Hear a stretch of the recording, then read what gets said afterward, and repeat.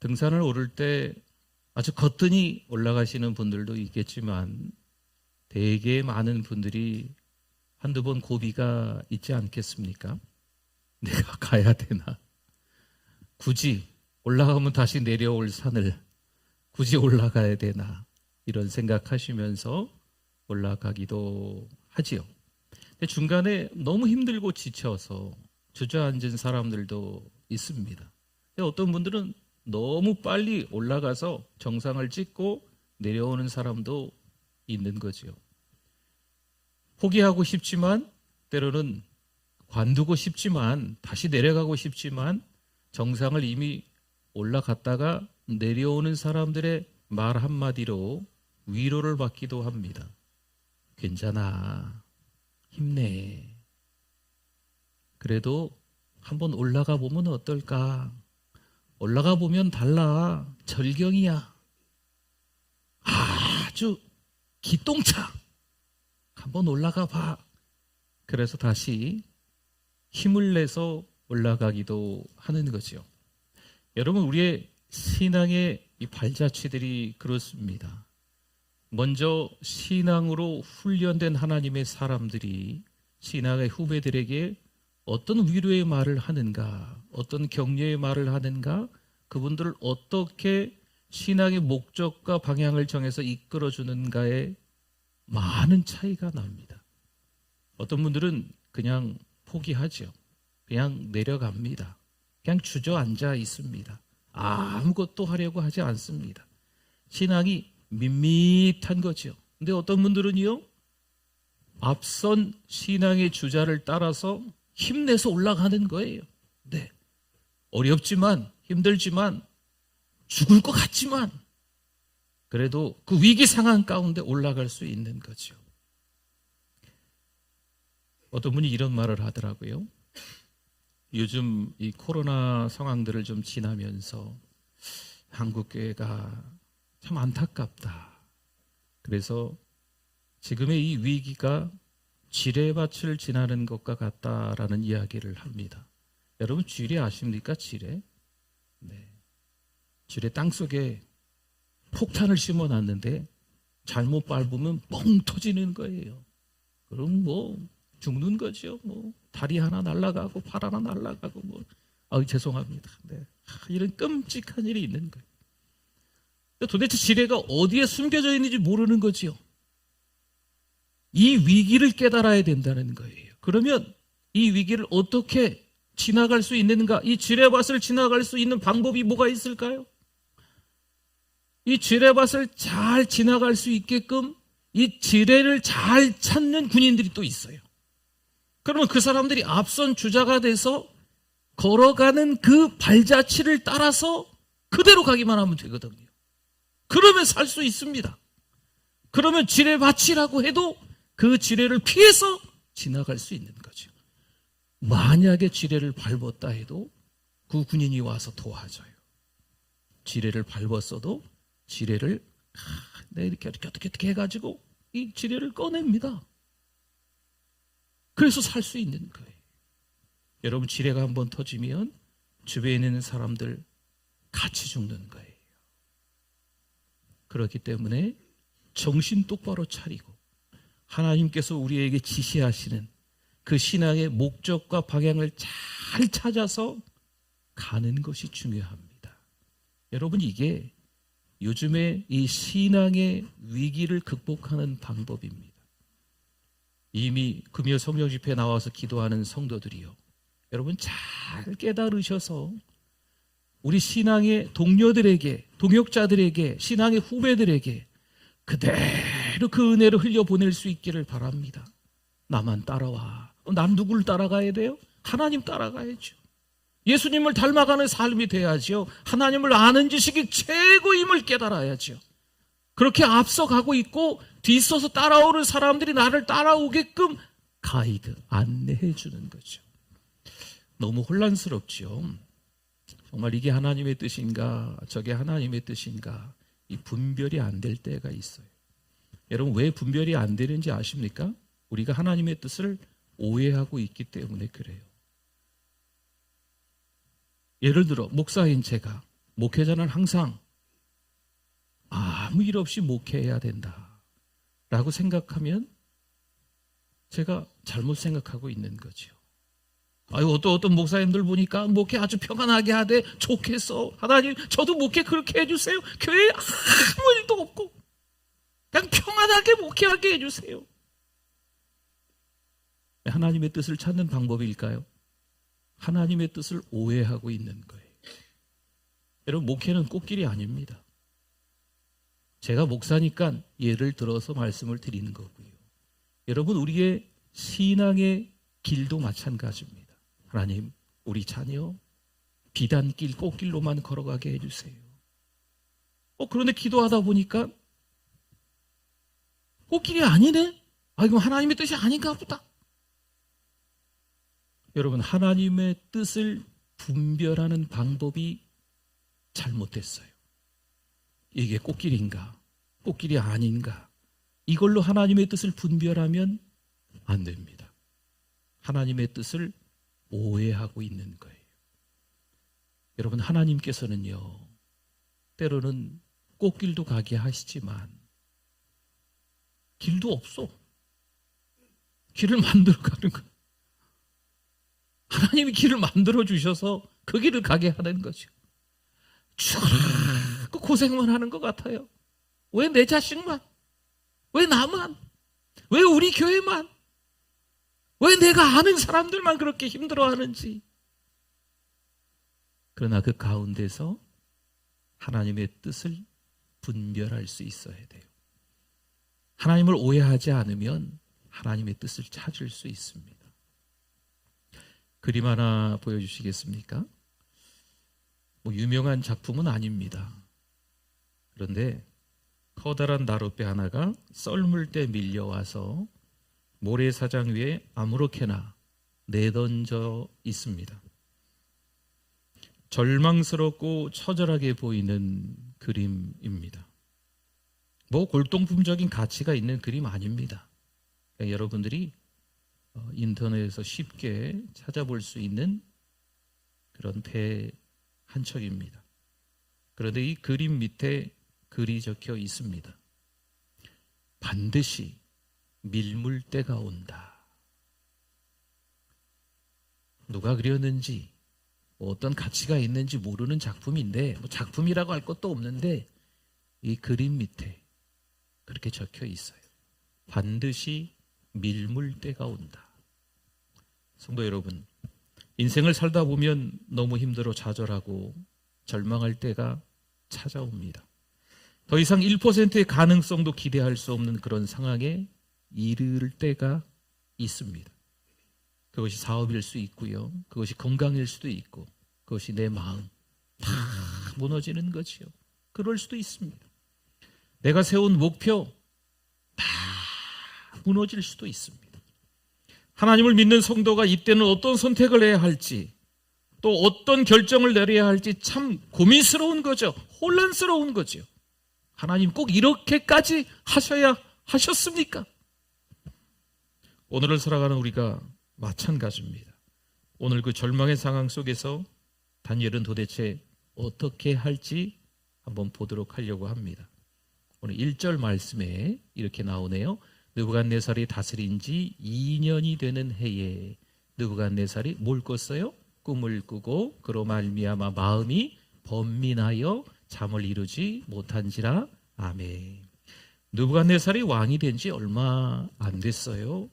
그러니 아직 정치적으로 안정이 되지 않았습니다. 그런데도 왕이 되자마자 여러 나라들을 정복하고 다니는 거예요. 네. 그런데 전쟁에 나가서 지질 않네요. 그래서 많은 나라들을 정복한 거예요. 그러니 고민과 염려가 생겼습니다. 저 많은 나라가 나에게 다 복종할까? 저 많은 나라가 세금을 잘 바칠까? 이 큰 나라를 어떻게 통치해야 될까? 지금 나하고 함께 있는 이 신하들은 믿을 만한가? 이 신하들이 내 말을 잘 따라줄까? 여러 고민과 염려가, 갈등이 생긴 거죠. 이런저런 걱정이 많다 보니까 잠자리가 만만치 않죠. 그러니까 뭘 꿨어요? 꿈을 꿨습니다. 그 꿈을 정확하게 기억하지는 못해요. 내용을 잘 몰라요. 그런데 이 꿈이 좀 기분이 좀 그래요. 좀 무섭기도 하고 좀 그래요. 두렵기도 하고 이 꿈의 내용을 좀 알고 싶은 거예요. 당시 꿈이 기억이 나지 않으면 신이 노했다라고 생각을 했답니다. 그러니까 내 꿈이 기억이 나지 않으니까 왕인 나에게 신이 노했나? 이런 생각을 하니까 더 두렵고 오싹한 거죠. 박수, 술객, 점장이, 갈대아 술사 모두 불러들였습니다. 이 바벨론 땅에 잘 나가는 학자들을 다 불러들였다는 겁니다. 왕이 바벨론의 모든 지식인들을 불러서요, 밤은 깊은데 모두가 왕 앞에 서게 됐습니다. 왜 불렀을까요? 예상되시죠? 왕이 말합니다. 내가 꿈을 꾸긴 꿨는데 꿈이 생각이 나지 않아. 나에게 내가 꾼 꿈의 내용을 알게 해줘. 어떻게 알게 해줘요? 4절 한번 볼까요? 4절. 갈대아 술사들이 아람 말로 왕에게 말하되 왕이여 만수무강하옵소서. 왕께서 그 꿈을 종들에게 이루시면 우리가 해석하여 드리겠나이다 하는지라. 아멘. 여러분, 이 갈대아 술사들은요, 왕을 하나님처럼 신처럼 섬기는 사람들이에요. 그런데 이들이 왕의 의도를 지금 잘못 파악하고 있지요. 왕은 지금 무슨 꿈을 꾸었는지도 모르고 꿈 자체를 알고 싶어 하고 있는 겁니다. 그런데 무슨 꿈인지 꿈을 먼저 말해주면 해석하겠다라고 갈대아 술사들이 왕에게 이야기를 하는 거죠. 당시 바벨론 박사들에게는요, 해몽하는 책이 있었습니다. 어떤 꿈은 어떤 징조, 어떤 꿈은 또 어떻게 해석해야 되는지 이것을 묶어놓은 책이 있었습니다. 그러니 왕이 꿈을 자세히 말해주기만 하면 그 책을 넘겨가면서 그 꿈을 해석할 수, 해몽할 수가 있었습니다. 성도 여러분, 사람은 꿈의 내용도 그 꿈도 해석할 수 사실 없습니다. 이에 성격이 불같은 왕이 어떻게 할까요? 만일 꿈의 내용을 말하지 않으면 내가 너희들에게 2가지 벌을 주겠다 말합니다. 첫째, 너희 몸을 쪼갤 것이다. 이렇게 이야기합니다. 둘째, 너희 집을 거름더미로 만들 것이다. 이렇게 이야기하는 거 아주 끔찍하죠. 물론 반대로 꿈과 그 해석을 모이면 선물과 상과 큰 영광을 얻으리라 이렇게 말합니다. 왕의 명령이 아무리 엄해도요, 갈대아 술사들이 그 꿈의 내용을 보일 수 있겠습니까? 없지요. 말도 안 되죠. 아무리 죽이겠다 으름장 놓고 협박하고 아니면 큰 상을 주겠다 해도요, 다른 사람이 꾼 꿈을 어떻게 사람이 알 수 있습니까? 사람은 알 수 없습니다. 불가능합니다. 누구만이 알 수 있습니까? 은밀한 곳을 살피시는 누구요? 하나님만이 아실 수 있는 줄 믿습니다. 4절 한번 봅시다. 갈대아 술사들이 뭐라고 하는지 한번 보세요. 노란 부분만 보세요. 왕께서 그 꿈을 종들에게 이르시면 이렇게 나오죠. 기억해 보세요. 왕께서 그 꿈을 종들에게 이르시면. 7절 한번 보세요. 7절은 갈대아 술사들이 2번째 한 내용입니다. 원하건대 왕은 꿈을 종들에게 이르소서. 2번 얘기했는데 좀 다른 게 있습니다. 첫 번째 말한 거하고 2번째 말한 거를 대조해 보면 2번째 말한 이 7절에 추가가 된 말이 있다는 거예요. 원하건대, 간절히 부탁합니다. 제발 원하건대, 아주 간절히 요청하고 있는 거예요. 처음엔 꿈을 좀 알려주세요라고 했지만 2번째는 원하건대 제발 꿈 내용을 얘기해 주세요라고 갈대아 술사들이 이야기하고 있는 거죠. 신하들이 겁먹은 거예요. 왕이 뭐라고 합니까? 명령을 내렸는데 왜 꿈 내용을 이야기하지 않고 시간을 끄느냐? 왕이 화가 났습니다. 일부러 시간을 끌고 있는 거라고 왕은 생각하고 있는 거죠. 물론 이 대목에서 칼빈과 몇몇 학자들은 왕이 꿈을 잊어버린 것이 아니라 지혜자들의 진정성을 테스트한 것으로 본다라는 그런 해석도 있기는 있습니다. 참고만 하십시오. 근데 그 근거가 있다는 거죠. 다니엘이 꿈의 내용과 꿈을 해석해서 말할 때 왕이 즉시로 다니엘의 해석이 맞다 인정했기 때문에 그렇게 또 해석도 하는 것 같습니다. 어쨌든 갈대아 술사들은요, 자신들이 할 수 없는 이유를 세 가지를 들어서 또 이야기를 합니다. 첫째, 세상에는 왕의 그 일을 보일 자가 한 사람도 없습니다. 그렇죠. 둘째, 어떤 크고 권력 있는 왕이라고 해도 이런 식으로 우리에게 물은 자가 없습니다. 셋째, 왕이 꾼 꿈을 보일 수 있는 것은 사람이 할 수 없습니다. 여러분, 세 가지가 다 우리는 할 수 없다는 거잖아요. 사람은 할 수 없다는 이야기를 한 거죠. 여러분, 이건요, 지금 돌려치기 하는 거예요. 왕을 야단치고 있는 거예요. 지금 왕이 알까요? 모를까요? 느부갓네살 왕이 알지요. 지금 신하들이 자기를 야단치고 있는 것을 알지요. 12절 한번 볼까요? 12절. 왕이 이로 말미암아 진노하고 통분하여 바벨론의 모든 지혜자들을 다 어떻게 하라? 죽이라 명령하니라. 아멘. 느부갓네살의 반응은요, 불을 보는 뻔한 겁니다. 화가 날 수밖에 없는 거예요. 그래서 그 자리에서 지혜자들이 다 죽게 됩니다. 그 자리에 있었던 지혜자들이 죽었다, 이렇게 해석을 하는 내용이 있어요. 큰일 났습니다. 다니엘과 세 친구는 그 자리에 없었거든요. 이제 죽게 될 지경에 있었습니다. 아마도 다 한 자리에 모아놓고 죽이려고 한 것 같습니다. 그래서 그 자리에 없었던 이 지혜자들을 다 찾아 나서게 만드는 거예요. 성도 여러분, 믿음은요, 두려움을 이기는 줄 믿습니다. 믿음이 역사하는 곳에 두려움은 발붙일 곳이 없습니다. 불신앙의 사람은 두려움의 노예가 되지만 믿음의 사람은 두려움을 쫓아내고 오히려 마음이 평안해지는 줄 믿습니다. 믿음은 무한한 가능성의 문을 여는 거고요. 믿음은 기적을 만드는 거예요. 믿음의 마지막은 끝이 아니라 새로운 시작을 의미하는 거죠. 어떤 절망도 믿음 앞에서는 무기력해지고 아무런 힘도 쓸 수 없습니다.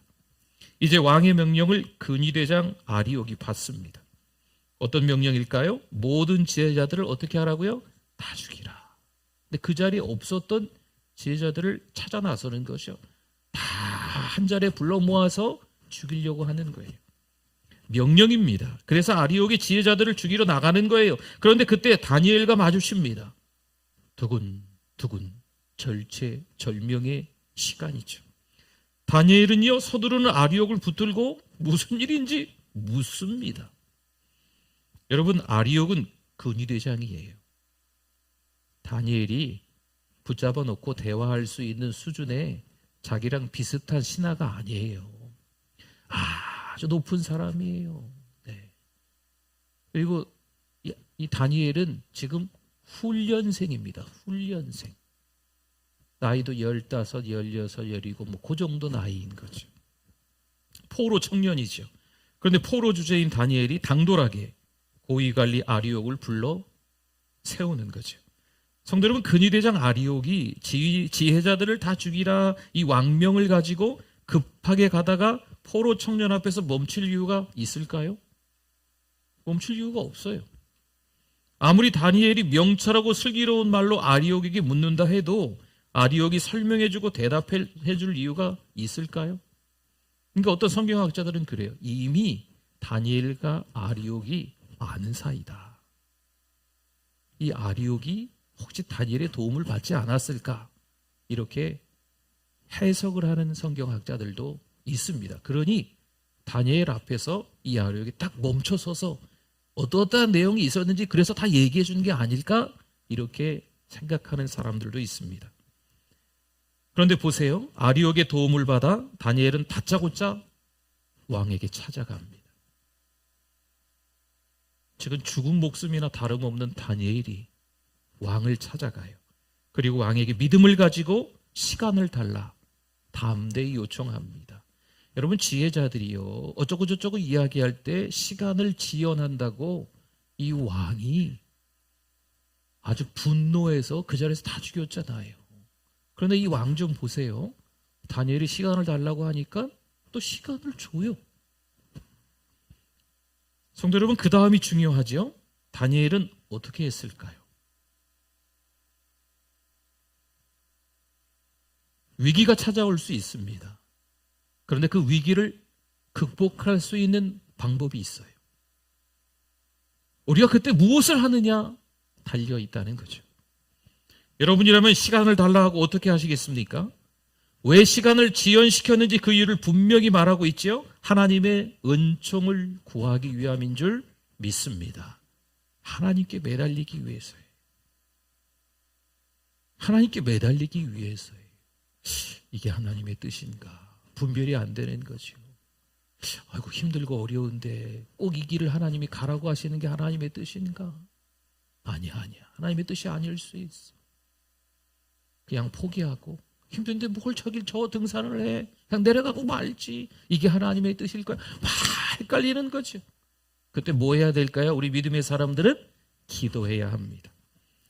나는 할 수 없지만 하나님은 하실 수 있다라는 고백을 하는 거죠. 뭐 하면서? 기도하면서. 내가 할 수 없음을 빨리 인정하고 하나님을 찾는 게 가장 중요합니다. 뭔가 내가 할 수 있다 생각하고, 통장에 돈이 얼마나 남았나, 내가 아는 사람들이 누가 있나, 핸드폰 보면 쭉 이름들이 있잖아요. 누구한테 전화하면 도움을 받을까? 내가 아는 꽤 힘 있는 사람들이 누가 있나 막 머리를 막 굴리는 거죠.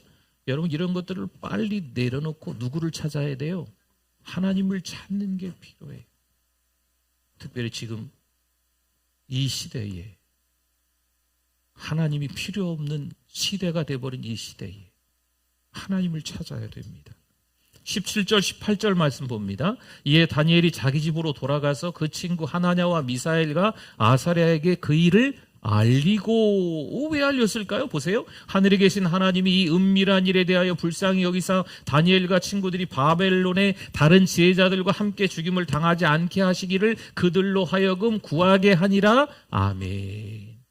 기도하게 만든다는 거죠. 다니엘이 친구들을 찾아갔어요. 야, 기도해줘. 이런 일이 있대. 아리옥에게 들은 내용들을, 왕에게 들은 내용들을 이 세 친구에게 아주 자세하게 이야기하는 거죠. 여러분, 기도의 동역자들에게 자세히 이야기할 수 있어야 돼. 그냥 기도해줘. 묻지 마. 생각만 해도 상처받아. 묻지 마. 말하기도 싫어. 그냥 기도해줘. 여러분, 너무 힘들면 그럴 수도 있겠지만 정말 기도의 동역자들에게 이야기할 수 있어야 돼. 오늘 이 밤 하나님께 자세하게 이야기하실 수 있기를 바랍니다. 때로는 사랑방에서 기도 제목 나눌 때 여러분, 그 기도 제목을 좀 이렇게 풀어서, 보따리를 좀 풀어 헤쳐서 이야기하실 수 있어야 돼. 그냥 우리 가정을 위해서 기도해 주세요, 여기까지 말고 우리 가정이 어떤지, 우리 자식이 어떤지. 사랑방은요, 비밀을 지킬 수 있는 공동체, 신뢰할 만한 사람들이 모여있는 공동체라 여러분이 이야기할 수 있어야 돼요. 교회 안에서 이렇게 왔다 갔다 하시다가 우리 의자 많잖아요, 로비에. 그렇죠? 네. 누가 그러시더라고요. 이 전주에 이렇게 큰 교회는 사랑하는 우리 교회밖에 없다고. 네. 어떤 기자분이 이야기하다가, 우리 장로님하고 같이 저 그렇게 뭐 이야기하다가, 한 층이 700평? 우리 700평이죠? 네. 이 큰 교회는 사랑하는 우리 교회밖에 없다고. 네. 이 큰 넓은데 의자가 엄청 많잖아요, 우리. 그렇죠? 그 의자에 앉아서 사랑방의 은혜를 나누기도 하시고, 권사님, 집사님, 장로님도 이렇게 만나서 3, 4, 5 모여서 은혜를 나누는 거예요. 또 기도 제목을 나누는 거죠. 자, 이제 사랑방 합니다. 그래서 사랑방을 할 수도 있겠지만 그거하고 관계없이 또 다른 사랑방들이 막 여기저기 생기는 거죠. 힘들고 어려운 일이 있으면 지나가는 장로님 붙잡고, 장로님 기도 좀 해주세요, 권사님 기도 좀 해주세요, 집사님 기도 좀 해줘봐. 그래서 같이 그 기도 제목을 아주 자세하게 이야기 나누는 거예요. 여러분, 이게 그냥 한번 이야기하고 지나가는 것 같아 보이지만, 여러분, 우리의 기도가 하나님께 상달되면 그게 능력이 있습니다. 여러분, 오늘도 어떤 권사님이 그러시더라고요. 여기 심장에 막 물이 차 있었는데 목사님하고 성도님들이 기도해 주셔가지고 어제 병원에 갔더니 이 물이 싹 다 없어졌대요. 할렐루야. 네. 고개를 못 드시네 권사님이. 그래서 말씀도 편하게 하세요 지금. 네. 얼마나 감사해요. 그렇죠? 심장에 지난번에 엑스레이 찍었을 때 막 물이 막 해가지고 따님하고 같이 가셨는데 막 어떻게 해야 되나 막 이랬는데 지금은 하나님의 은혜로 또 약도 드시기도 했고, 네, 이게 깨끗하게 하나도 없대요. 의사 선생님도 대단하다고 그러셨대요. 네. 여러분, 우리의 기도가 응답되는 줄 믿습니다. 여러분, 기도하면 하나님의 방법으로 하나님이 해결하시는 거예요. 다니엘이 밤이 늦도록 이 일로 사실 고민을 합니다. 왕에게 호언장담을 했지만 다니엘 역시 긴장하고 있는 거예요. 긴장 안 하겠어요? 지금 사생결단이에요. 죽느냐 사느냐 합니다. 누가 그 꿈의 내용을 말할 수 있겠어요? 시간을 달라고 하기는 했지만, 큰 소리 치고 나오긴 했지만, 왕이 얼마나 어이없으면 그래 시간 좀 줄게 그러지 않았을까. 네. 이 다니엘은요, 기도를 하면서 밤을 보내는 거죠. 그냥 한숨 쉬면서 보내는 다니엘이 아니에요. 기도하면서 밤을 지새우는 거예요. 하나님은 마침내 다니엘과 세 친구의 애통하는 기도를 들으신 줄 믿습니다. 오늘 이 밤에 우리가 기도할 때 우리의 기도를 하나님이 들으실까요? 안 들으실까요? 들으십니다. 하나님이 들으세요. 여러분, 자녀들이 이야기하는데 자녀들이 이야기하던 말던 안 들으세요? 들으시잖아요. 그렇죠? 네. 미운 것도 내 자식이고 이쁜 것도 내 자식이고 그렇지 않습니까? 하나님께도 마찬가지예요. 우리가 얼마나 이쁘겠어요? 반어법이에요. 얼마나 우리가 이쁘겠냐고요. 네. 이쁘긴 뭘 이뻐. 네. 맨날 죄나 짓고 하나님 말씀대로 살지도 않는데 그래도 우리는 하나님의 자녀인 줄 믿습니다. 그래서 하나님이 우리가 간절히 기도할 때 우리의 기도에 우리 작은 신음에도 귀를 기울이시는 분인 줄 믿습니다. 위기의 밤을 맞은 다니엘에게 하나님이 환상을 보여주십니다. 성도 여러분, 마침내 우리에게도 성경책이 있습니다. 하나님의 말씀을 읽고 또 읽으며 그 안에서 하나님의 뜻을 찾기를 바랍니다. 어떻게 해야 되나 고민과 갈등이 있을 때 먼저 기도하시고 또 기도하시면서 성경을 보십시오. 저기 어디 기도원 가면 어떤 분이 있는데 예언을 하신대. 그러면 절대 그런 데 찾아가지 마세요.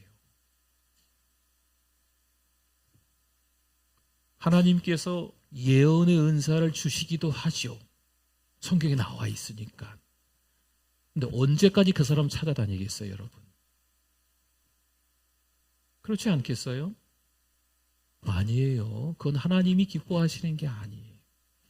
여러분, 그 예언의 은사 내용을 듣고 우리 앞날에 대해서 알게 됐다고 쳐봐요. 어떤 마음이 들겠어요? 드디어 내가 잘 되겠구나. 이번에 또 어디서 떨어지겠네. 그게 예언입니까? 점장이가 하는 말입니까? 좀 이상하지 않습니까? 그렇죠? 하나님은요 그렇게 말씀하지 않으세요. 성경에도 여러 곳에서 말씀하시는 내용들이 있어요. 근데 이쪽 내용은 이쪽 내용하고 조금 다른 거죠. 성령께서 말하시는 내용인데. 그러니까 어떤 말씀은요 우리가 듣고 우리만 알고 기도해야 되는 내용이 있어요. 때로는 여러분들 가운데도 미리 그렇게 알게 되는 내용이 가끔 있을 수 있어요. 막 기도하는데 말씀을 읽는데 어떤 느낌이 막 그렇게 들 때가 있어요. 설레발하지 마시고 하나님 앞에 더 기도하셔야 돼요. 네, 그게 중요해요.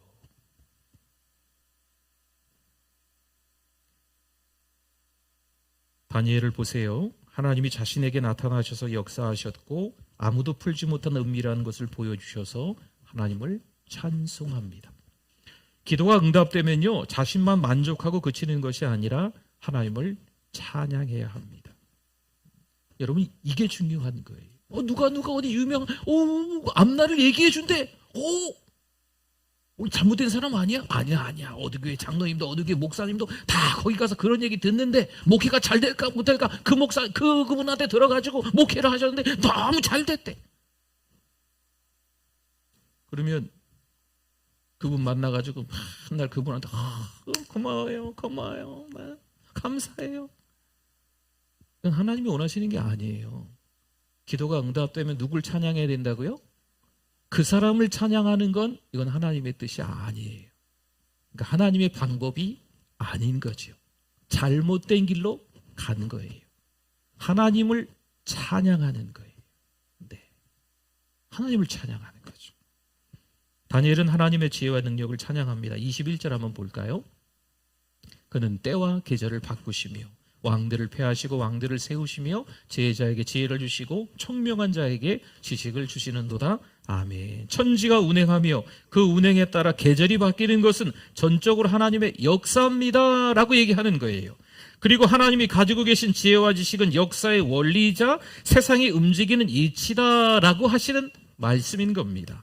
또한 여기서 하나님이 왕들을 세우신다라고 하는 것은 세상의 역사를 하나님이 주관하신다는 고백입니다. 그리고 모든 지혜와 지식의 근원이 하나님께 있다는 고백인 거죠. 22절 한 번만 더 봅시다. 그는 깊고 은밀한 일을 나타내시고 어두운 데에 있는 것을 아시며 또 빛이 그와 함께 있도다. 아멘. 다니엘은요, 단순히 개인적인 체험에 근거해서 하나님을 이해하는 것이 아닙니다. 하나님은 생명을 구원하는 차원을 넘어서 세계 역사에 대한 하나님의 절대 주권을 드러내시는 줄 믿습니다. 다니엘은 하나님의 섭리를 온전히 찬양합니다. 하나님은 인간으로서는 알 수 없는 모든 것을 알고 계시는 전지전능하신 분인 줄 믿습니다. 하나님 앞에서는 감추인 것이 없습니다. 다니엘은 자기 공로가 아니라 기도 응답임을 지금 고백하고 있는 거예요. 느부갓네살 왕이 다니엘을 의지하고 기대하게끔 만드는 게 아니에요. 뭔 일만 있으면 느부갓네살이 다니엘 어디 있어? 다니엘 어디 있어? 다니엘한테 물어봐야 돼. 이렇게 만들려고 하는 게 아니라 다니엘이 지금 그 영광을 다 누구에게 돌리고 있어요? 하나님께 돌리고 있잖아요.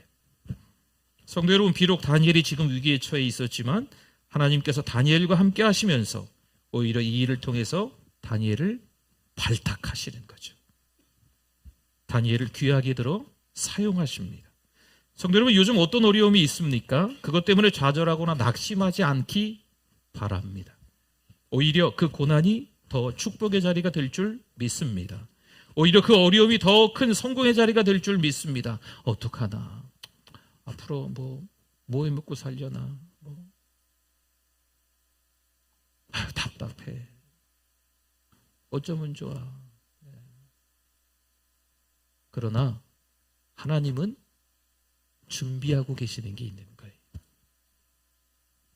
지금 힘든 이 시기를 잘 이겨내야 돼요. 지뢰밭을 가고 있는 거거든요. 정신 차리지 않으면 나와 내 주변에 있는 사람 다 죽어요.